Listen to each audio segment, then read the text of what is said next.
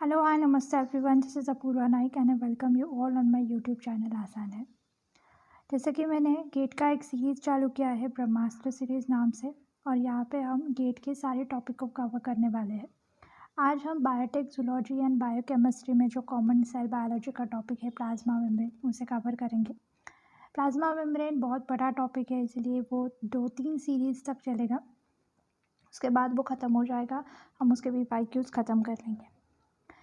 आपको ये सारे जो लेसन्स है अगर उसकी PDF अवेलेबल होनी चाहिए ऐसा लग रहा है तो आप आसान है विद अपूर्वा नाइक टेलीग्राम चैनल को ज्वाइन कर दीजिए। वहाँ पे मैं आपको ये सारे PDF प्रोवाइड कर दूँगी। उसका चैनल भी है और उसका ग्रुप भी है, आप दोनों को ज्वाइन कर दीजिए तो आपको PDF मिल जाएगी और अलग कोई इन्फॉर्मेशन अगर मैं प्रोवाइड करती हूँ तो वहाँ पे मैं प्रोवाइड करती रहूँगी। सो चलिए आज शुरू करते हैं। सो प्लाज्मा मेम्ब्रेन जैसे कि टॉपिक है, ये टॉपिक भी जूलॉजी, बायोकेमिस्ट्री एंड बायोटेक ये तीनों में कॉमन है, जिससे भी बहुत सारे क्वेश्चन आते हैं। मोस्ट कॉमनली लिपिड से बहुत सारे क्वेश्चंस आते हैं। लिपिड के फ्लूइडिटी के बहुत सारे क्वेश्चंस हम देखेंगे जब हम PYQs उसके कवर करेंगे तब। तो प्लाज्मा मेम्ब्रेन हम सबको पता है कि सेल के आउटर कवरिंग जो सेल में प्रेजेंट होती है उसे हम प्लाज्मा मेम्ब्रेन कहते हैं। और प्लाज्मा मेम्ब्रेन दोनों में होती है, प्रोकैरियोटिक में भी होती है और यूकैरियोटिक में भी होती है। सो चलिए अब हम इस थ्योरी को एक बार पढ़ लेते हैं।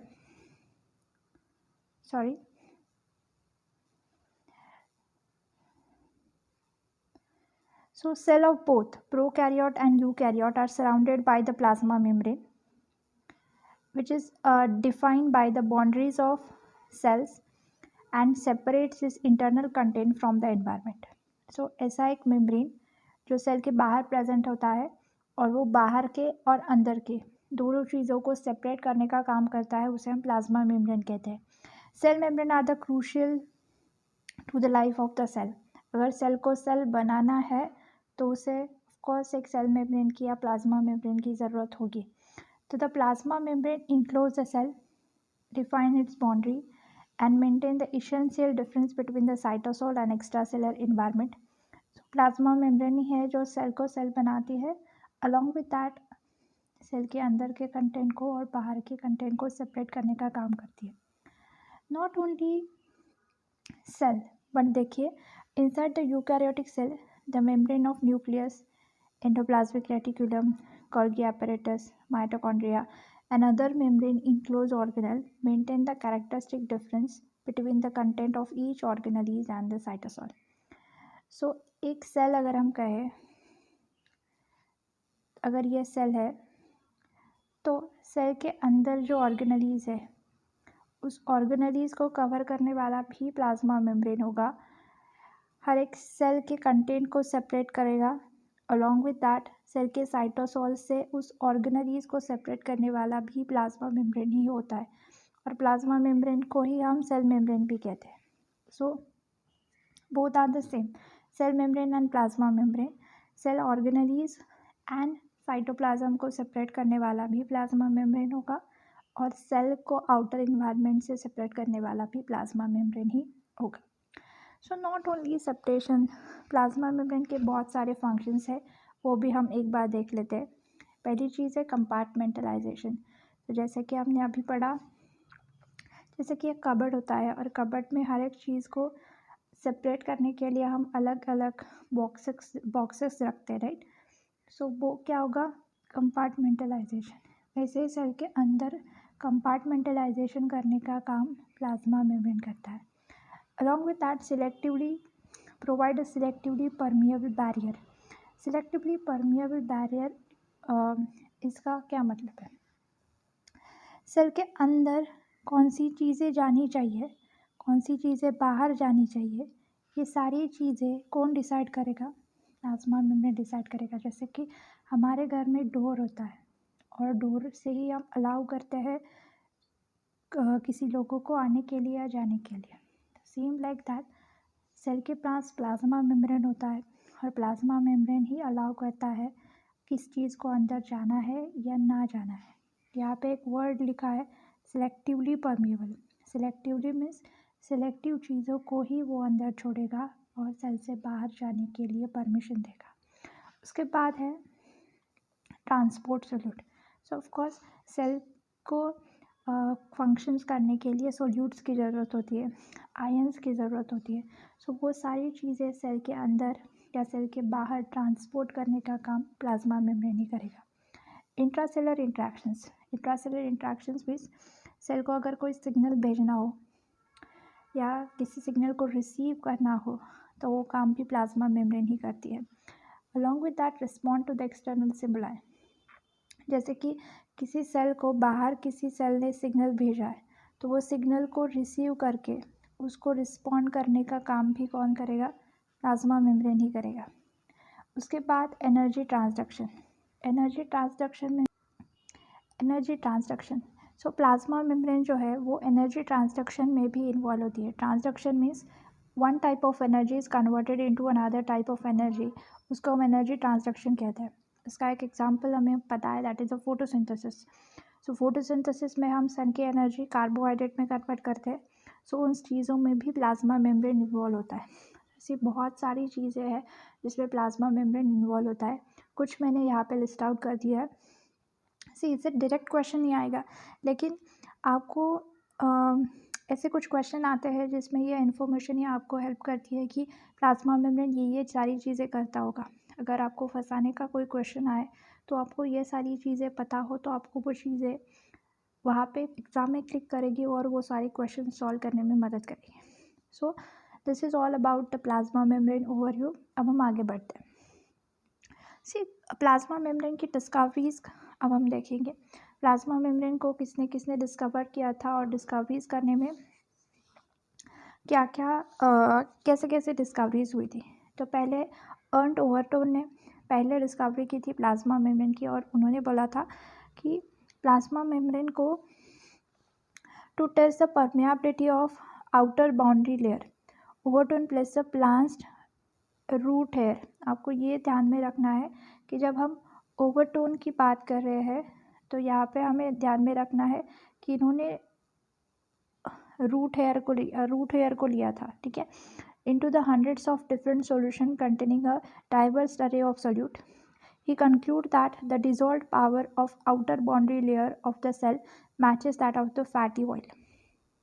इसका मतलब ये किया कि इन्होंने एक जो रूट हेयर है, ठीक है, तो रूट हेयर लिया और रूट हेयर को बहुत सारे सॉल्वेंट में डिज़ोल्व करके देखा। अब बहुत सारे सॉल्वेंट में डिज़ोल्व करके देखा, सो उसकी जो सॉलेबिलिटी है या डिज़ोल्विंग पावर है वो मैच कर रही थी फैटी ऑयल के साथ। सो उन्होंने ये कंक्लूड कर दिया कि प्लाज्मा मेम्ब्रेन फैटी एसिड की बनी होगी, okay, that is a lipid की बनी होगी, ऐसा ओवरटोन ने कंक्लूड किया था। सेकेंड था Gorter and Grendel. Gorter and Grendel extracted the lipid from the human red blood cell. यहाँ पे आपको याद रखना है that is red blood cell, ठीक है। सो मेन पॉइंट याद रखिए, ओवरटोन अगर होगा तो आपको रूट हेयर याद में रखना है, क्वार्टर एंड ग्रैंडल होगा तो आपको रेड ब्लड सेल्स ध्यान में रखना है। रेड ब्लड सेल्स में उन्होंने क्या किया था, he measured the amount of surface of area of lipid will be covered when spread over the surface of water, which actually the ratio of 2:1, and he concluded that the plasma membrane contained the bimolecule layer of lipid, that is the lipid bilayer. इसका मतलब ये किया था उसने कि पहले उन्होंने red blood से भी उसको प्लाज्मा मेम्ब्रेन को उन्होंने ऐसे स्ट्रेट लाइन में एक्सट्रैक्ट कर दिया। से हमें पता है ऐसे प्लाज्मा मेम्ब्रेन होगी, उसको उन्होंने ऐसे स्प्रेड कर दिया। लेकिन प्लाज्मा मेम्ब्रेन के 2 लेयर्स हो गए, राइट, 2 लेयर हो गए। तो पहला इसने ये स्प्रेड कर दिया अलॉन्ग विथ ये स्प्रेड कर दिया। सो ओरिजिनली इसका एरिया ऐसे हो गया। अगर हम इसको देखें तो ये जो रेशो आया ये आया 2:1, ओके, सॉरी, ये रेशो 2:1 आया। इसलिए उन्होंने ये कंक्लूड कर दिया कि अगर हम आरबीसी का एरिया देखें तो बहुत कम था, लेकिन लिपिड का एरिया ज़्यादा आ रहा है। इसका मतलब उन्होंने ये कंक्लूड कर दिया कि लिपिड का बाई लेयर होगा इसीलिए वो ज़्यादा एरिया कवर कर रहा है as compare to the normal RBC का एरिया। आई होप आपको ये समझ में आया होगा। मैं फिर एक बार आपको समझाती हूँ। This is the red blood cell. उन्होंने क्या कर दिया कि इस एरिया को स्ट्रेट स्प्रेड कर दिया। अगर ये सिंगल लेयर होगा तो इतना ही स्प्रेड होगा, लेकिन ये डबल लेयर है इसलिए इसके डबल वो स्प्रेड हो गया। ठीक है, इसलिए वो जो रेशो आया फाइनली ये 2:1 आया। इसीलिए उन्होंने ये कंक्लूड कर दिया कि लिपिड का सिंगल लेयर नहीं, लिपिड का डबल लेयर होगा, इसीलिए वो रेशो 2:1 हमें आ रहा है। आई होप आपको इतने तक समझ में आया होगा। तीसरी बात हम देखेंगे, दैट इज़ डाल्सन एंड डैनेली। डाल्सन एंड डैनेली ने क्या किया था, उन्होंने यह कहा कि सिर्फ लिपिड नहीं है, लिपिड के साथ प्रोटीन भी इन्वॉल्व है मेम्ब्रेन में। सो लिपिड दोनों तरफ होंगे और प्रोटीन बीच में होगा, लाइक अ सैंडविच। सो इसीलिए डाल्सन एंड डैनेली ने कहा था कि वो सैंडविच मॉडल होगा, दोनों तरफ से लिपिड होगा और बीच में प्रोटीन प्रेजेंट होंगे। ऐसा मॉडल दिया था डाल्सन एंड डैनेली ने। सो ये था तीसरा मॉडल। अब हम फाइनल मॉडल देखेंगे, that is Singer and Nicolson ने दिया होगा, that is the fluid mosaic model. हम सबको पता है फ्लूइड मोज़ाइक मॉडल में ऐसा मॉडल दिया था कि लिपिड भी प्रेजेंट है, प्रोटीन्स भी प्रेजेंट है, लेकिन लिपिड के बीच में प्रोटीन्स प्रेजेंट होंगे। ऐसा नहीं होगा सिर्फ लिपिड होगा या सिर्फ प्रोटीन होगा, नहीं, दोनों होंगे और इसे हम कहेंगे fluid mosaic model. This is all about the discoveries related to the plasma membrane. I hope आपको इतने तक समझ में आया होगा। सिर्फ आप नाम और उसको एक एक वर्ड में ध्यान रखिए जो मैंने हाईलाइट करके दिया था। ओवरटोन से आप रूट हेयर ध्यान रख सकते हैं, ऑर्टन एंड गैनेली से आप रेड ब्लड सेल ध्यान रख सकते हैं, डाल्सन एंड डैनेली से सैंडविच मॉडल ध्यान रख सकते हैं, एंड सिंगल एंड निकोलसन से फ्लूइड मोज़ाइक मॉडल ध्यान रख सकते हैं। ये कभी कभी मैच द फॉलोइंग में पूछा जा सकता है। सो इतना ही है डिस्कवरीज। अब हम आगे बढ़ते हैं। So see, this is the basic structures of plasma membrane. सिर्फ एक बार देख लीजिए, ये सारी नाम आपको फैमिलियर हो जाएगी जब हम आगे बढ़ेंगे तब। एक बार मैं आपको इससे ओवरव्यू करा दूँ। सो पहली चीज़, दैट इज़ द लिपिड, जिसका बाई लेयर प्रेजेंट है, एक ऊपर के एरिया में और एक नीचे के एरिया में। सो दोनों एरियाज़ में प्रेजेंट है, दैट इज़ द लिपिड। अगर हम लिपिड को देखें तो ऐसा स्ट्रक्चर यहाँ पे दिखाया गया है, इसे हम हेड कहेंगे और इसको हम टेल कहते हैं। सो अगर हम हेड एरिया देख रहे हैं, that is a hydrophilic head. Philic कह रहे हैं, फिलिक मीन्स वाटर लविंग, इसलिए वो बाहर के साइड्स, दोनों बाहर के साइड प्रेजेंट है। और ये जो है ये टेल है, टेल हाइड्रोफोबिक है। हाइड्रोफोबिक मीन्स वाटर हेटिंग, इसलिए वो अंदर के तरफ है। ठीक है, this is the protein area. ठीक है, यहाँ पे भी प्रोटीन्स है, यहाँ पे भी प्रोटीन्स है। सो ये सारे, यहाँ पे भी ये सारे प्रोटीन्स हैं। अलॉन्ग विद दैट यहाँ पे कोलेस्ट्रॉल है। सो ये सारी चीज़ें, ये सारे इन्फॉर्मेशन हम डिटेल में पढ़ेंगे। अब सिर्फ एक बार यहाँ पे देख लीजिए। ठीक है, तो हम आगे बढ़ते हैं। सो ये सारी चीज़ें हमें यहाँ पे कवर करनी है। आज हम सब लिपिड कवर करेंगे, लिपिड का पार्ट कवर करेंगे। अगले पार्ट में हम प्रोटीन एंड कार्बोहाइड्रेट देखेंगे। सो लिपिड अगर हम देखें तो लिपिड में क्या क्या चीज़ें होती है। सो लिपिड में फॉस्फोलिपिड है, स्फिंगोलिपिड है एंड स्टेरॉयड है। ये 3 लिपिड्स प्रेजेंट है। अगर हम प्रोटीन देखें तो प्रोटीन में पेरिफेरल प्रोटीन है एंड ट्रांसमेम्ब्रेन प्रोटीन है। अगर हम कार्बोहाइड्रेट देखें तो कार्बोहाइड्रेट में ग्लाइकोलिपिड है एंड ग्लाइकोप्रोटीन है। लिपिड इसलिए बिकॉज कार्बोहाइड्रेट के साथ लिपिड है, इसलिए हम उसको ग्लाइकोलिपिड कहेंगे, और कार्बोहाइड्रेट प्रोटीन के साथ है इसलिए हम ग्लाइकोप्रोटीन कहेंगे।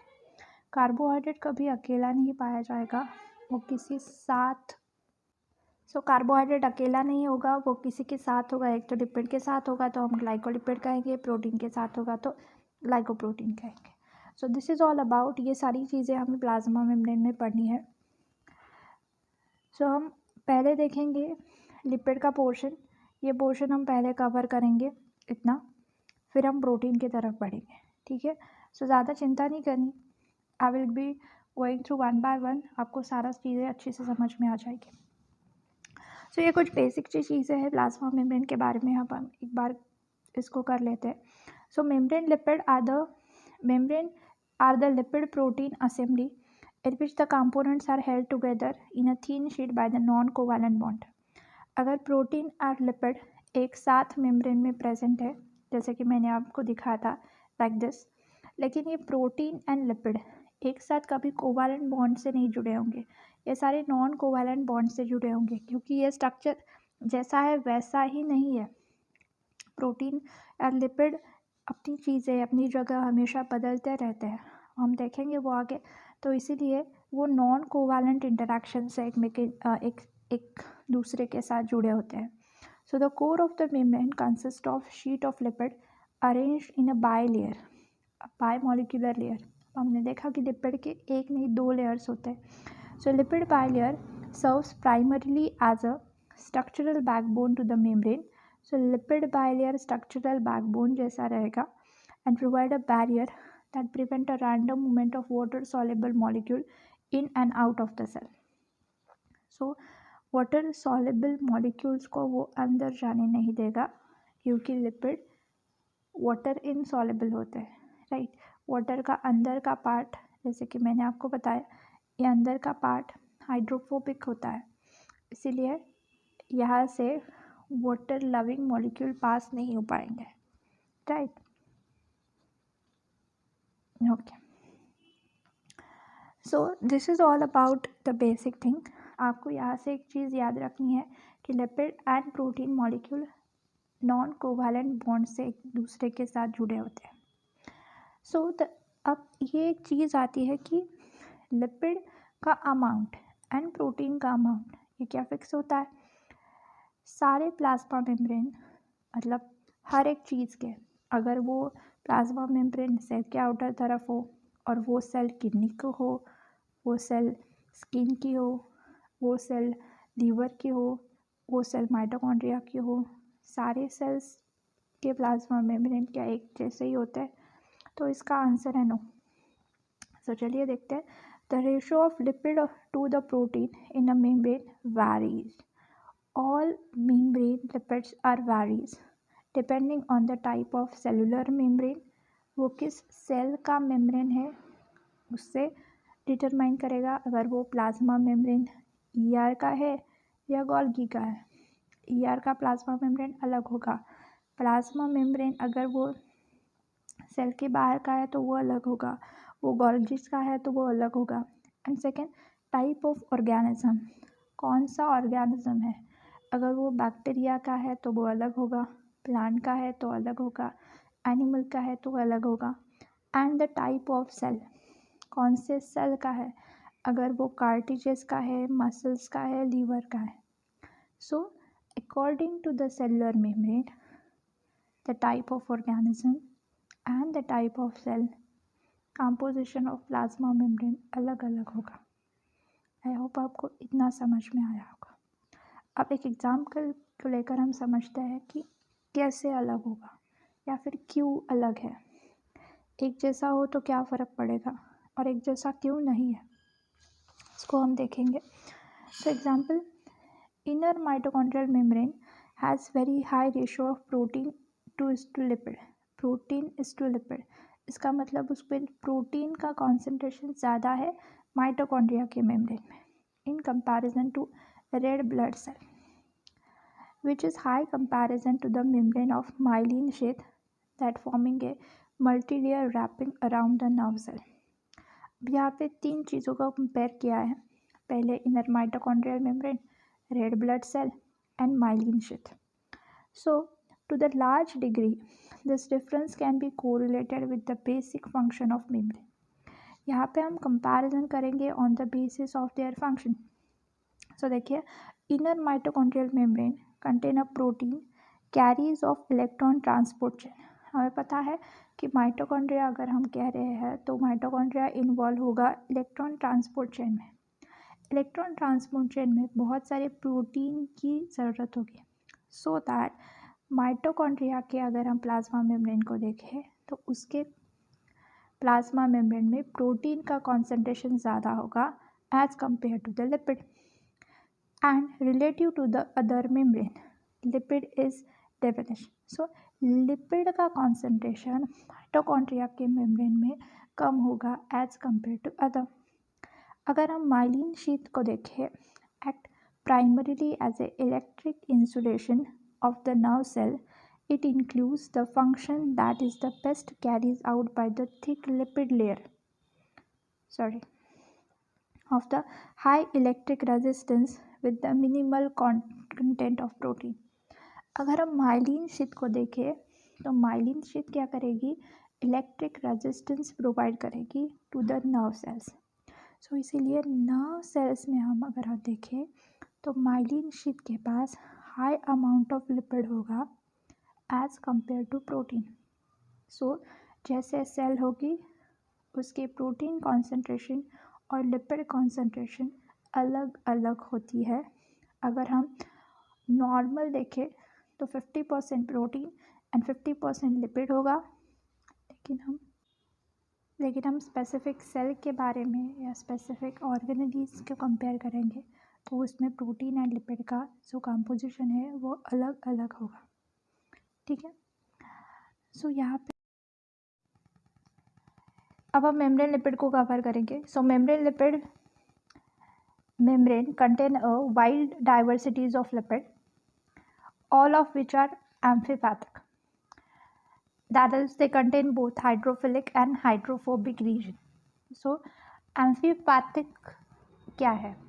So जब हम मेम्ब्रेन लिपिड को इस फिगर में यहाँ पे दिखाया है, जब हम एम्फीपैथिक बोलते हैं, एम्फीपैथिक मीन्स उसमें hydrophilic and hydrophobic both regions आएंगे.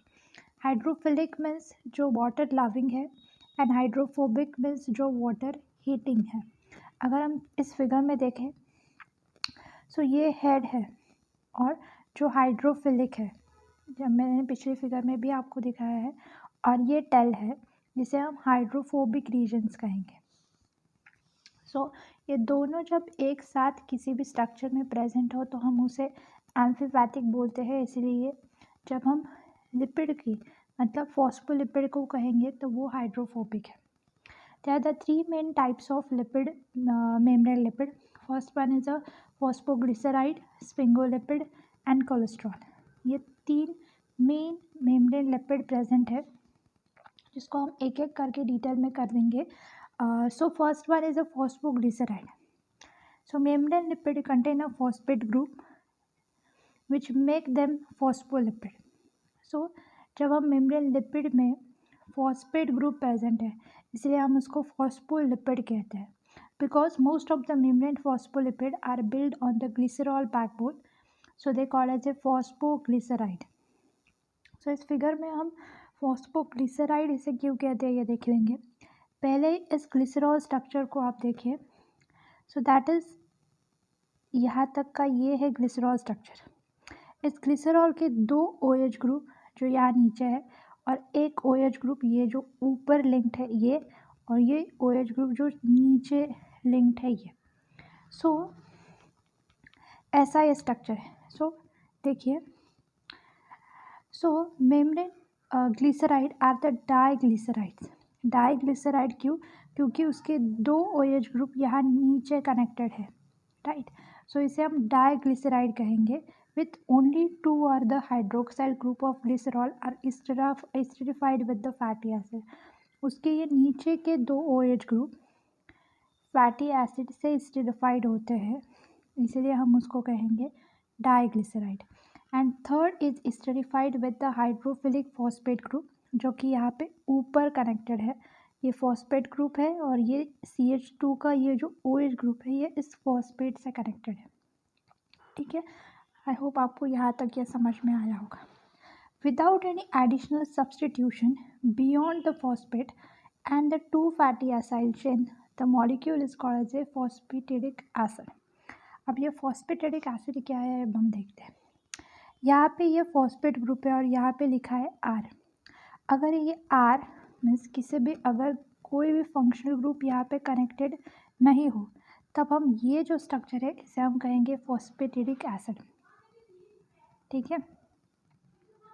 विच is virtually absent in most of the membrane. So ये जो फॉस्फेटिडिक एसिड है, ये किसी भी मेम्ब्रेन पे प्रेजेंट नहीं होता। इसका मतलब ये कि ये जो ऊपर का R ग्रुप है, इसे हम बहुत सारे स्ट्रक्चर में यहाँ पे कुछ ना कुछ अटैच होता है, जो कि नॉर्मली प्लाज्मा मेम्ब्रेन पे प्रेजेंट होता है। ठीक है।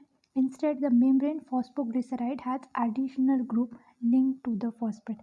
सो यहाँ पे कोई ना कोई एडिशनल ग्रुप प्रेजेंट होगा जो कि इसको फॉस्फोग्लिसराइड बनाएगा या किसी भी अलग अलग ग्रुप को कनेक्ट करेगा, जो कि प्लाज्मा मेम्ब्रेन में मोस्ट कॉमनली प्रेजेंट होता है। सो मैं एक बार इसको सम अप कर देती हूँ। यह स्ट्रक्चर फॉस्फोग्लिसराइड का है। फॉस्फोग्लिसराइड में ग्लिसरॉल बैकबोन होता है, जिसके 2 OH ग्रुप फैटी एसिड से कनेक्टेड होते हैं और एक OH ग्रुप फॉस्फेट ग्रुप से कनेक्टेड होता है। अगर कोई भी फंक्शनल ग्रुप यहाँ पे प्रेजेंट ना हो तो उसे हम फॉस्फेटिडिक एसिड कहेंगे। अगर कोई भी फंक्शनल ग्रुप अटैच हो तो उसे हम क्या कहेंगे, वो अब हम देखते हैं। सो आई होप आपको ये स्लाइड से जो भी कुछ मैंने यहाँ पे दिया है वो समझ में आया होगा। अब हम आगे बढ़ते हैं। So membrane of animal cell contain 5 major phospholipids. So वो 5 मेजर फॉस्फोलिपिड कौन से हैं? First one is a phosphatidyl choline, phosphatidyl ethanolamine, phosphatidyl serine, phosphatidyl inositol and sphingomyelin. So ये 5 मेजर फॉस्फोलिपिड्स प्रेजेंट है। आप अभी तक सिर्फ ये 4 पे फोकस कीजिए, स्पिंगोमाइलिन में आपको बताऊंगी। which togetherly about 50% of lipid in plasma membrane.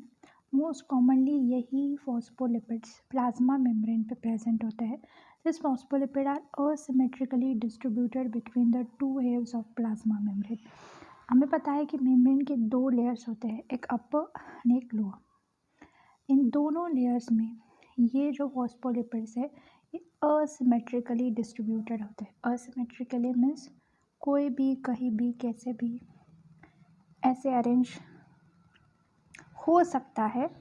Most commonly कौन सा फॉस्फोलिपिड कहाँ प्रेजेंट होता है मोस्टली, वो हम देखेंगे। ठीक है। सो स्पिंगोमाइलिन जो कि ये 5वां ग्रुप है, are synthesize on the lumen surface of Golgi membrane. ये 2 चीज़ें, ये स्पिंगोमाइलिन का रहने दीजिए, हम बाद में कवर करेंगे। ये पहले नीचे का देख लीजिए। So the other phospholipid synthesized in ER, जबकि phosphatidylcholine, ethanolamine, serine and phosphatidyl inositol, ये जो 4 है वो ER पे सिंथेसाइज होंगे and they are distributed symmetrically to the cytosolic and luminal side of the membrane, जो कि प्लाज्मा मेम्ब्रेन के सेल के अंदर के साइड में एंड बाहर के साइड पे क्या होते हैं, डिस्ट्रीब्यूटेड होता है। ठीक है। अब हम स्पिंगोलिपिड को देखेंगे, उसके बाद हम ये स्पिंगोमाइलिन का जो है वो कवर करेंगे। स्पिंगोलिपिड जो कि पहले टेबल में हमने देखा है, लिपिड में फॉस्फोलिपिड होते हैं और ये इस फॉस्फोलिपिड के जो बाकी टाइप है that is phosphatidylcholine, serine, ethanolamine and inositol, ये 4 हमने देख लिए। उसके बाद हम देखेंगे स्पिंगोलिपिड। तो स्पिंगोलिपिड में ही आता है स्पिंगोमाइलिन। ठीक है, तो वह अब हम कवर करेंगे। सो व्हाट इज एग्जैक्टली, चलो देखते हैं। सो स्पिंगोलिपिड क्या है? सो स्पिंगोलिपिड एक लेस अबंडेंट क्लास है जो कि बहुत ज़्यादा अवेलेबल नहीं होता प्लाज्मा मेम्ब्रेन पे, उसको हम कहेंगे sphingolipid, which is derivative of sphingosine amino alcohol that contain a long hydrocarbon chain. Sphingolipid consist of sphingosine link to the fatty acid by the amino group. जैसे कि हमने यहाँ पे ग्लिसरॉल ग्रुप देखा था, वैसे ही वहाँ पे स्पिंगोसिन ग्रुप होता है और स्पिंगोसिन पे ऐसे ही phosphate group and amino acid group attach होते हैं, जिसे हम स्पिंगोलिपिड कहते हैं। लेकिन स्पिंगोलिपिड ज़्यादा अमाउंट में प्लाज्मा मेम्ब्रेन पर प्रेजेंट नहीं होता। अगर हम स्पिंगोमाइलिन को देखें तो स्पिंगोमाइलिन जो है, जैसे कि हमने ये देखा कि फॉस्फोलिपिड सिंथेसाइज होता है ER पे, वैसे ही स्पिंगोमाइलिन जो सिंथेसाइज होता है वो गोल्जी पे सिंथेसाइज होता है, which is determine the location on extra cellular side, मतलब वो बाहर के साइड पे प्रेजेंट होता है। अब हम देखेंगे कि ये 5 जो फॉस्फोलिपिड्स हमने पढ़े वो एग्जैक्टली प्रेजेंट कहाँ होते हैं। मतलब अगर हम दो मेम्ब्रेन को देखें और इसको हम आउटर कहें और इसको हम इनर कहें, तो एग्जैक्टली कौन सा फॉस्फोलिपिड बाहर प्रेजेंट होता है, कौन सा अंदर प्रेजेंट होता है, वो अब हम देखें। ठीक है, सो आई होप आपको यहाँ तक समझ में आया होगा। अब हम आगे बढ़ते हैं। सो ये मैंने एक टेबल बनाया है जिससे आपको समझने में आसानी होगी और आपको इजीली ध्यान में रखना इजी हो जाएगा। बहुत सारा मैं कंटेंट टेबुलर फॉर्म में ही आपको प्रोवाइड कर रही हूँ, क्योंकि इससे समझने में और ध्यान रखने में आपको आसानी होगी। लिखकर अगर मैं दूँगी तो आपको बाद में फिर से कन्फ्यूजन हो जाएगा कि एग्जैक्टली कौन सा फॉस्फोलिपिड कहाँ पे प्रेजेंट होता है। पहले हम ये नीचे की फिगर देख लेते हैं और फिर हम टेबल देखेंगे। ठीक है, सो यहाँ पे फॉस्फेटिडिल कोलिन, स्फिंगोमाइलिन, ये दोनों जो है मोस्ट कॉमनली आउटर साइड पे प्रेजेंट होता है। ठीक है, फॉस्फेटिडिल आइनोसिटॉल, फॉस्फेटिडिल सीरीन और इथैलोमाइन, ये जो है वो इनर साइड पे प्रेजेंट होता है। आई होप आपको इस फिगर से क्लियर होगा कि इनर साइड पे कौन प्रेजेंट होता है और आउटर साइड पे कौन प्रेजेंट होता है। सो यहाँ पे फॉस्फोलिपिड है और यहाँ पे स्फिंगोलिपिड है। फॉस्फोलिपिड में हमने 4 टाइप देखे थे, इथैलोमाइन, सीरीन, कोलिन एंड आइनोसिटॉल। अगर हम इथैलोमाइन को देखें तो उसे हम सिफोलिन भी कहते हैं और कोलिन को कहे तो हम उसे लेसिथिन भी कहते हैं। अब यह ध्यान में कैसे रहे, जहाँ पे सी है वहाँ पे सी नहीं आना चाहिए। सो कोलिन है तो सिफोलिन नहीं होगा, इसलिए कोलिन को लेसिथिन कहते हैं, ऐसा हम ध्यान रख सकते हैं। ठीक है, सो यहाँ पे अगर हम सी रूल लगाए तो सी नहीं होगा, सी इज़ नॉट इक्वल टू सी। अगर हम ऐसे कहें तो फॉस्फेटिडिल कोलिन लेसिथिन होगा, ऐसे हम याद रख सकते हैं। ठीक है, उसके आगे हम देखेंगे कि कौन सा इनर लिपलेट पे प्रेजेंट होगा और कौन सा आउटर लिपलेट पे प्रेजेंट होगा, इसको हम कैसे याद रखें। सो फॉस्फेटिडिल कोलिन, एक minute, so phosphatidyl ethanolamine and phosphatidyl serine, ये दोनों जो है वो इनर लिपलेट पे प्रेजेंट होते हैं। ठीक है, जो ये इस फिगर में भी दिखाए थे, phosphatidyl serine and phosphatidyl ethanolamine inner leaflet पे प्रेजेंट होते हैं। फॉस्फेटिडिल कोलिन एंड स्फिंगोमाइलिन, ये दोनों आउटर लिपलेट पे प्रेजेंट होते हैं। Phosphatidyl Colin and sphingomyelin outer leaflet पे प्रेजेंट होते हैं। फॉस्फेटिडिल आइनोसिटॉल भी यहाँ पे इनर लिपलेट पे प्रेजेंट होता है। Right, so phosphatidyl ethanolamine, phosphatidyl serine and phosphatidyl inositol, ये तीनों इनर लिपलेट पे प्रेजेंट है। कोलिन एंड स्फिंगोमाइलिन, ये दोनों आउटर लिपलेट पे प्रेजेंट है। अगर हम इसे कैसे याद रखें, अगर आप पूछ रहे हैं तो पहले हम इसको ग्रुप में उसके ग्रुप को देखेंगे, सो ये इजी हो जाएगा। सी फॉस्फेटिडिल इथैलोअमाइन, इस पे नाम में अमाइन है, राइट, सो इसके पास अमीनो ग्रुप प्रेजेंट है। फॉस्फेटिडिल सीरीन के पास भी अमीनो ग्रुप प्रेजेंट है। इन दोनों का अगर हम एक ग्रुप कर दें तो फॉस्फेटिडिल आइनोसिटॉल भी इनर लिपलेट पे इथैलोअमाइन भी इनर लिपलेट पे प्रेजेंट होता है और सीरीन भी इनर लिपलेट पे प्रेजेंट होता है और इन दोनों का ग्रुप भी अमीनो ग्रुप है। सो इसका अगर हम एक ग्रुप कर दें तो ये इजी हो जाएगा कि ये दोनों इनर लिपलेट पे भी प्रेजेंट होता है और इन दोनों के पास अमीनो ग्रुप भी प्रेजेंट होता है। और इसको हम ऐड कर देंगे आइनोसिटॉल से, क्योंकि आइनोसिटॉल भी इनर लिपलेट पे प्रेजेंट होता है। इसको हम आई रूल लगा दें, इनोसिटॉल और इनर लिपलेट, सो ये हो जाएगा। उसके बाद है कोलिन एंड स्फिंगोमाइलिन। स्फिंगोमाइलिन के पास भी कोलिन ग्रुप प्रेजेंट होता है और कोलिन के पास भी कोलिन ग्रुप प्रेजेंट होता है। सो अगर हम ग्रुप के हिसाब से देखें तो स्फिंगोमाइलिन के पास कोलिन है, कोलिन के पास भी कोलिन है और दोनों ही आउटर लिपलेट पे प्रेजेंट होते हैं। So this is all about it, कि हम इसको एक बार मैं सम अप कर देती हूँ। सो इसे हम कैसे याद रख सकते हैं, इथैलोअमाइन एंड सीरीन, इसको हम साथ में याद रखेंगे क्योंकि इस दोनों इनर लिपलेट पे प्रेजेंट होते हैं और दोनों के पास अमीनो ग्रुप प्रेजेंट होता है। आइनोसिटॉल को हम आई ग्रुप से याद रखेंगे, आइनोसिटॉल इनर लिपलेट पे प्रेजेंट होता है, उसके पास इनोसिटॉल ग्रुप होता है। कोलिन को और स्फिंगोमाइलिन को एक साथ याद रखेंगे, कोलिन जो कि आउटर लिप प्लेट पे प्रेजेंट होता है। स्पिंगोमाइलिन भी आउटर लिप प्लेट पे प्रेजेंट होता है। कोलिन के पास कोलिन ग्रुप होता है और स्पिंगोमाइलिन के पास भी कोलिन ग्रुप होता है। सो ऐसे करके आप ये सारी चीज़ों को याद रख सकते हैं कि कौन आउटर लिप प्लेट पे प्रेजेंट होता है और कौन इनर लिप प्लेट पे प्रेजेंट होता है। आई होप आपको ये समझ में आया होगा। एक और बात यहाँ पे मैं ऐड कर दूँ कि फोस्फैटिडाइलसीरीन ये जो है वो एपोप्टिक इंडिकेटर है।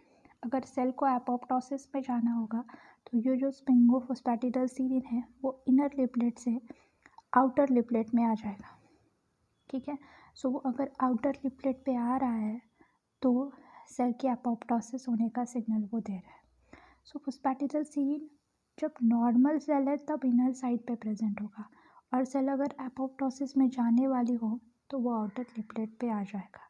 So this is the case.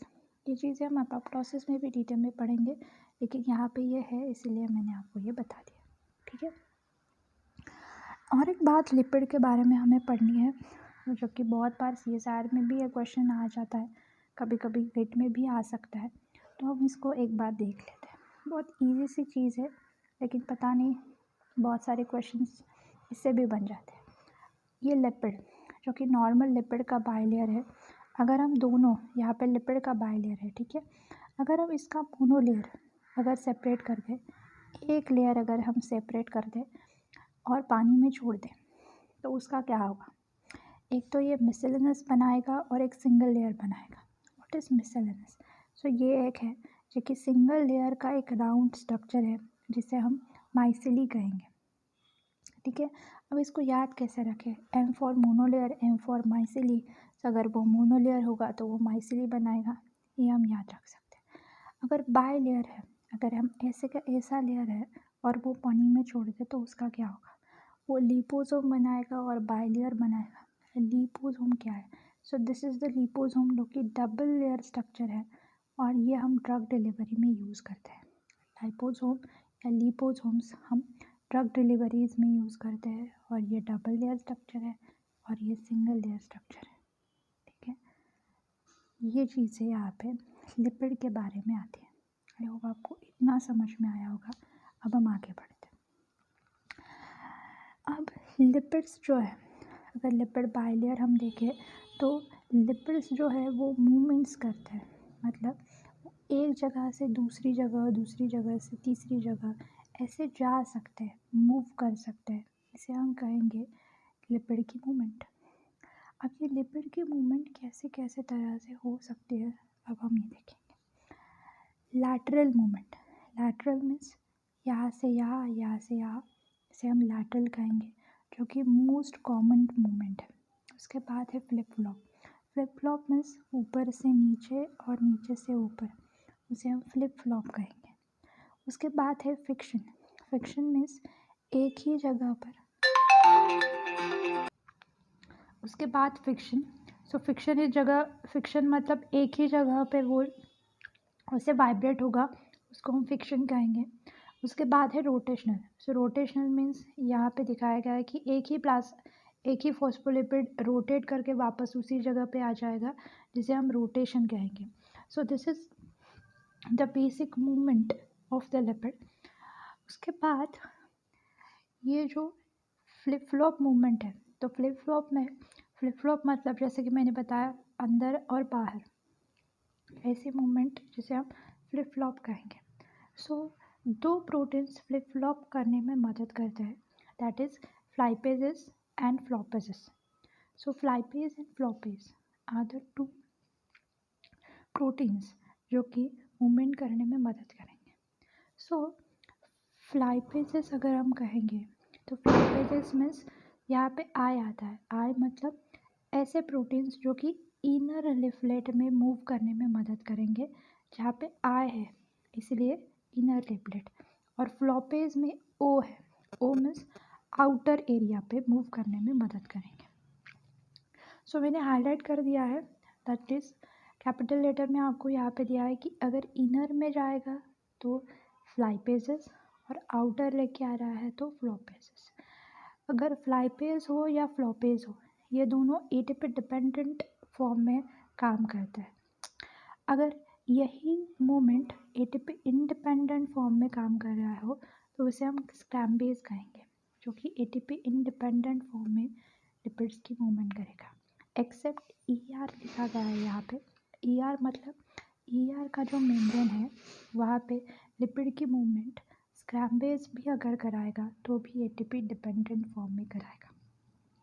So this is all about the movement of lipid.